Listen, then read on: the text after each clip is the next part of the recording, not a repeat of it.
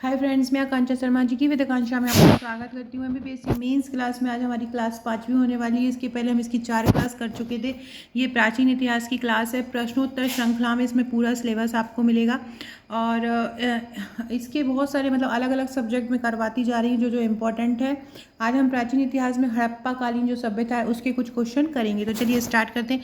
जिससे मैं आपको ये करा रही हूँ, ये एमपीपीएससी मेंस की जो आपकी बुकलेट मिलती है मेरे नोट्स में 44 बुकलेट, उसमें जो प्राचीन इतिहास की बुकलेट है वो इसका फर्स्ट पेज यही है। तो चलिए स्टार्ट करते हैं। पहला क्वेश्चन है, सिंधु सभ्यता की विशेषता लिखिए। देखो, सिंधु सरस्वती सभ्यता की अगर विशेषताएं 5 नंबर में आती हैं तो आपको इस तरह से लिख देना है। इसमें से कोई भी आप 6-7 विशेषता जो आपको उस समय याद रहे वो आपको वहाँ पे लिख देना है, क्योंकि आपको वहाँ पे सबसे ज़्यादा मेन होता है टाइम मैनेजमेंट करना। तो आप यहाँ पे कोई भी 5 विशेषता उठा के वहाँ जल्दी जल्दी, क्योंकि 5 नंबर को आपको बहुत जल्दी जल्दी सॉल्व करना है। पहला है मातृ देवी की उपासना। सबसे पहले आपको ये लिख देना है कि कब से कब तक रही सिंधु सभ्यता, कब से कब तक रही। 2500 ईसा पूर्व से 1750 ईसा पूर्व तक रही। पहली विशेषता क्या है इसकी, मातृ देवी उपासना।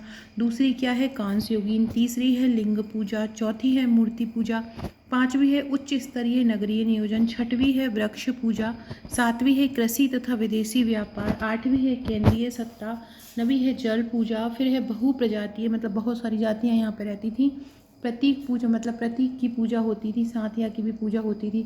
नगरीय सभ्यता थी। अग्नि वेदिकाओं का प्रयोग होता था। जादू टोना, ये सभी सिंधु सरस्वती सभ्यता की विशेषताओं में आती हैं। तो आप ये ऊपर लिख सकते हैं। इसके बाद निष्कर्ष में हम क्या लिखेंगे, राखलदास बनर्जी तथा दयाराम साहनी जैसे कई पुरातत्वविदों की सहायता से हड़प्पा सभ्यता के प्रमाण मिले हैं। किसके, राखलदास बनर्जी तथा दयाराम साहनी जैसे कई पुरातत्वविदों की सहायता से इसके प्रमाण मिले हैं। तो इस प्रकार से आप सिंधु सरस्वती सभ्यता विशेषता को लिख सकते हो। सिंधु सभ्यता विशेषता का समय क्या है, 2500 ईसा पूर्व से 1750 ईसा पूर्व तक था। अगला है सैंधव सभ्यता का विस्तार समझाइए। तो सैंधव सभ्यता का विस्तार क्या है, उत्तर में क्या है, चिनाब नदी है। दक्षिण में मतलब महाराष्ट्र में कौन कौन सा है, दैमाबाद है। पूर्व में है, उत्तर प्रदेश में है आलमगीरपुर, ये पूरब में आ जाएगा। और पश्चिम में है सुत कांगेडोर बलूचिस्तान, यहाँ पे आता है। ये दास्क नदी के किनारे। मतलब ये जो हम विस्तार पढ़ेंगे ना वो ऐसे 4 दिशाओं में पढ़ सकते हैं। आप इसे दिशाओं में बता सकते हैं, जिसकी लंबाई अगर हम देखें उत्तर से दक्षिण तक थी 1400 और पूर्व से पश्चिम तक थी 1600 किलोमीटर। अगर हम इस तरह से देखें ट्राइंगल में, उल्टे जो ट्राइंगल में, तो ऊपर क्या था, यहाँ पे मांडा था, पश्चिम में सुतकांगेडोर था, और यहाँ पे पूर्व में आलमगीरपुर था, और दक्षिण में क्या है, दैमाबाद था। परिपक्वता कहाँ कहाँ किस स्थल पे परिपक्वता पकी है इसकी, तो पंजाब और सिंधु घाटी सभ्यता में जो सिंधु सभ्यता है वो फली फूली है या परिपक्व हुई है। अगला क्वेश्चन बढ़ने से पहले फ्रेंड्स, ये मेरा मेंस और प्रीलिम्स का पूरा पैकेज है, आप देख सकते हैं। और जिससे मैं आपको पढ़ा रही हूँ ये प्राचीन, ये वाली जो बुकलेट है प्राचीन भारत के इतिहास की, इससे मैं आपको पढ़ा रही हूँ। और ये पूरा जो मेरा पैकेज है पूरा प्रश्नोत्तर श्रृंखला में है। प्रश्नोत्तर श्रृंखला में आपको 44 बुकलेट मिलती हैं, जिसमें 12 बुकलेट आपको 3 नंबर की मिलती हैं और 22 बुकलेट 5 नंबर और 11 नंबर की मिलती हैं। ये पूरा पैकेज आपके घर कुरियर द्वारा आता है। आप चाहें तो इसकी सॉफ्ट कॉपी भी परचेज कर सकते हैं। सॉफ्ट कॉपी भी सभी 44 बुकलेट आपको सॉफ्ट कॉपी मतलब PDF में भी मिल जाएंगी, और हार्ड कॉपी मतलब आपके घर भी रहेंगी। बॉक्स आप देख रहे हैं, इस तरह का बॉक्स आपको मिलता है। करीब 15 से 20 किलो का पैकेज होता है। इसमें सारी बुकलेट रखी हुई, आप कहीं भी भारत में रहते हो पहुंच जाती हैं। इस तरह की ये बुकलेट होती है, लगभग 3000 प्रश्न। ये जो मेरा नोट्स है उसकी खास बात ये है कि पूरा हैंड रिटन है। हैंड रिटन कैसा, जैसा कि मैं आपको अभी पढ़ा रही हूँ उसी टाइप का पूरा है। मतलब उसी मैं मेरे नोट्स से ही कुछ पेजेस लेके कुछ उनकी PDF बना के वीडियो बनाती हूँ। तो आप देख सकते हैं जिस तरह से फ्लो चार्ट डायग्राम का यूज़ होता है वो जो वहाँ पर किया है, शब्द सीमा का ध्यान रखा गया है। तो अगर आप ये लेना चाहते हैं तो आप मुझे व्हाट्सएप कर सकते हैं। बहुत ही शानदार ये हमारा पैकेज है प्री का मेंस का। इसमें आपको जो 32 बुकलेट मिलती हैं वो 5 नंबर और 11 नंबर की दी जाती हैं, और 12 बुकलेट 3 नंबर की दी जाती हैं। ये सभी आपके घर एक साथ एक बॉक्स में रखी हुई मिलती है। सबसे मेन बात, इसके साथ 25 व्हाट्सएप का एक ग्रुप मिलता है। 25 अलग अलग व्हाट्सएप मिलते हैं, जैसे पॉलिटी अलग, इकोनॉमी अलग, अलग अलग मिलते हैं, जहां आपकी तैयारी करवाई जाती है। अगला क्वेश्चन है, हड़प्पा सभ्यता के सामाजिक जीवन पर प्रकाश डालो। तो हड़प्पा सभ्यता का जो समाज है वो कब से कब तक है, मतलब हड़प्पा जो सभ्यता है वो कब से कब तक फैली थी। 2500 से 1750 ईसा पूर्व तक फैली थी। इसमें जीवन क्या है, सुखी तथा सुविधापूर्ण होता था। मुख्य आधार क्या होता था, इसमें मुख्य आधार परिवार होता था और अमीर और गरीब का भेदभाव नहीं होता था। परिवार मात्र सत्तात्मक होता था। इसका प्रमाण हमें खुदाई से मिला है। खुदाई से एक नारी की मूर्ति प्राप्त हुई है, उससे मिला है। व्यवसाय समाज के आधार पर होता है। इसमें कौन कौन होते हैं, व्यापारी, पुरोहित, शिल्पकार, श्रमिक। प्रयोग इसमें सोना, चांदी और तांबे का होता है। कृषि के लिए धातु और पाषाण से बने औजारों का प्रयोग होता है। शाकाहारी और मांसाहारी दोनों इस सभ्यता में होते हैं। इसके बाद मनोरंजन क्या होता है, शिकार करना, गाना बजाना, नाचना, जुआ खेलना, ये शिकार के साधन होते हैं।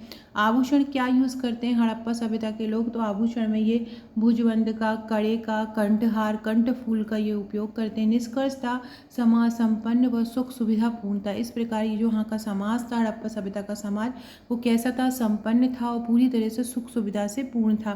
तो इस प्रकार से हम लिख सकते हैं हड़प्पा सभ्यता का समाज कब से कब तक था, 2500 से 1750 ईसा पूर्व तक था। जीवन सुखी तथा सुविधापूर्ण था। मुख्य आधार परिवार, अमीर गरीब का भेदभाव नहीं था। परिवार मात्र सत्तात्मक था। व्यवसाय समाज के आधार पर होते थे। कृषि के लिए धातु, मतलब जब भी सामाजिक व्यवस्था हम किसी की लिखते हैं ना, तो हम वहाँ का परिवार कैसा था, परिवार में कौन होता था, समाज कैसा था। इसके बाद श्रृंगार के बारे में लिखते हैं, उनके खान पान के बारे में लिखते हैं, उनके मनोरंजन के बारे में लिखते हैं। तो ये सभी किसी भी समाज की सामाजिक व्यवस्था में लिखा जाता है। तो इस प्रकार हम इसको 5 नंबर में मेंशन कर सकते हैं। अगला है सिंधु सभ्यता का व्यापार, शिल्प तथा उद्योग धंधे पर प्रकाश डालो। तो शिल्प तथा उद्योग धंधे में कताई, बुनाई, आभूषण, बर्तन, औजार आदि वस्तुओं का निर्माण होता था। यातायात के लिए बैलगाड़ी और भैंसा गाड़ी का भी प्रयोग कर देश विदेश से व्यापार होता था। प्रमाण किससे मिला है हमें, जो सिंधु सभ्यता, जब इस प्रकार का क्वेश्चन आए, सिंधु सभ्यता का व्यापार शिल्प, इस प्रकार क्वेश्चन पूछता है एमपीपीएससी, तो इस पर कैसे लिखना है, सबसे पहले आपको उसकी जो मतलब जो व्यापार हो, जो उससे होता, वो लिख देना है। फिर इस चीज़ के आपको प्रमाण कहाँ से मिले हैं, प्रमाण के बारे में लिख देना है। तो खुदाई से तकली सुई प्राप्त हुई है, सूती वस्त्रों के अवशेष प्राप्त हुए हैं, लकड़ी की वस्तुओं के साक्ष्य से बढ़ईगिरी के प्रमाण मिले हैं। विदेशी व्यापार यहाँ पर उन्नत अवस्था में था। ईरान, सुमेरिया, अफगानिस्तान, मिस्र आदि के साथ व्यापारिक संबंध थे। व्यापार जो था वो आंतरिक और विदेशी दोनों होता था। आंतरिक में जैसे कि राजस्थान से तांबे का आयात होता था। विदेशी मतलब जैसे चांदी, टिन, सोना अफगानिस्तान को विदेशों से आयात किया जाता था। सुमेरिया में सिंधु सभ्यता की 2 दर्जन में हमें मिली है। इससे ये मिलता है कि हमारा जो व्यापार था वो सुमेरिया से भी होता था। तो इस प्रकार अगर ऐसा क्वेश्चन आता है सिंधु सभ्यता के व्यापार, शिल्प तथा उद्योग धंधे पे, तो आप उसको इस प्रकार से मेंशन कर सकते हो। फ्रेंड देख सकते हैं आप कि मैंने किस तरह से जगह जगह फ्लो चार्ट का, डायग्राम का यूज़ किया है, जो कि आपको भी करना है। इसके अलावा डिस्क्रिप्शन बॉक्स से आपको मेरे व्हाट्सएप, टेलीग्राम, फेसबुक, ट्विटर का लिंक भी मिलेगा, वो भी आप ज्वाइन कर लीजिएगा। 6260190944 मेरा व्हाट्सएप नंबर है। अगर आपने अभी तक सेव नहीं किया है तो सेव भी कर लीजिएगा। इसके थ्रू आपको मेरे स्टेटस मिलते रहेंगे। एक और चीज़, व्हाट्सएप से जुड़ जाइएगा, व्हाट्सएप ग्रुप मिल जाएगा। इंस्टा आईडी है मेरी आकांक्षा 1957, आकांक्षा 1957 से आप मुझे इंस्टा पर भी फॉलो कर सकते हैं, वहाँ भी आपको महत्वपूर्ण अपडेट मिलता रहेगा। अगला क्वेश्चन है हड़प्पा सभ्यता के नगर नियोजन का वर्णन करो। देखो ये हड़प्पा सभ्यता का जो नगर नियोजन है, ये आपको 12 नंबर में भी, सॉरी 11 नंबर में भी पूछा जा सकता है और 5 नंबर में भी पूछा जा सकता है। तो अगर 5 नंबर में पूछा जाता है तो आपको जो ये सिंपल लिख देना है। अगर आपसे ये 11 नंबर में पूछा जाता है तो इन हेडिंग के अंतर्गत क्या लिख सकते हो वो आप लिख सकते हो। सबसे महत्वपूर्ण विशेषता इसमें क्या थी, नगर नियोजन। दूसरा था नगर के जो भवन थे वो जाल की तरह एक व्यवस्थित होते थे। सड़कें एक दूसरे को समकोण पर काटती थी। नगर अनेक खंडों में बटा हुआ था और घरों का निर्माण एक सीध में होता था, सड़कों के किनारे व्यवस्थित रूप से। जैसे कि वर्तमान में स्मार्ट सिटी होती है ना, वैसे घरों में कई कमरे, रसोई घर, स्नानागार और आंगन होते थे। मोहनजोदड़ो की जल निकास प्रणाली भी अद्भुत थी। कालीबंगा के अनेक घरों में कुएं होते थे। मकान बनाने के लिए ईंटों का प्रयोग होता था और जो ईंटों का जो प्रयोग होता था उसका जो अनुपात होता था वो 4:2:1 में होता था। मोहनजोदड़ो का जो विशाल स्नानागार है वो एक अद्भुत निर्माण है। वर्तमान में प्रचलित नगरीय सभ्यता हड़प्पा सभ्यता का ही विकसित रूप है। अगर उनसे आपसे पूछें, ये एक बार पूछा भी गया है, सिंधु सभ्यता की प्रकृति, सिंधु घाटी सभ्यता की प्रकृति स्वरूप बताइए, तो किसी भी सभ्यता का निर्धारण उस सभ्यता के निजी आलोक में होता है। प्रकृति कैसे, सबसे पहले वो देसी सभ्यता थी। क्यों, क्रमिक विकास देसी संस्कृति की कोख में हुआ है। दूसरी बहुजातीय थी क्योंकि यहाँ पे अल्पाइन भी थे, मंगोलाइड भी थे, भूमध्य सागरीय भी थे। शांति मूलक सभ्यता थी, कांस्य युगीन सभ्यता थी, स्वस्थ प्रगतिशील सामाजिक थी। विस्तृत सभ्यता थी, मिस्र, मेसोपोटामिया, सित्य गुनाम। नगरीय सभ्यता थी, नदी घाटी सभ्यता थी, दीर्घकालीन सांस्कृतिक समस्या थी, सभ्यता थी। तो इस प्रकार से सिंधु घाटी सभ्यता की प्रकृति पूछी जाए तो आप उसको भी कर सकते हो। सो फ्रेंड्स, ये था हमारा आज का वीडियो अच्छा लगे तो लाइक शेयर सब्सक्राइब जरूर कीजिएगा। देख सकते हैं आप फोटो फ्लो चार्ट डायग्राम का किस तरह यूज किया है। तो अगर आप ये नोट्स लेना चाहते हैं तो भी आप मुझे व्हाट्सअप कर सकते हैं। Okay friends, thank you.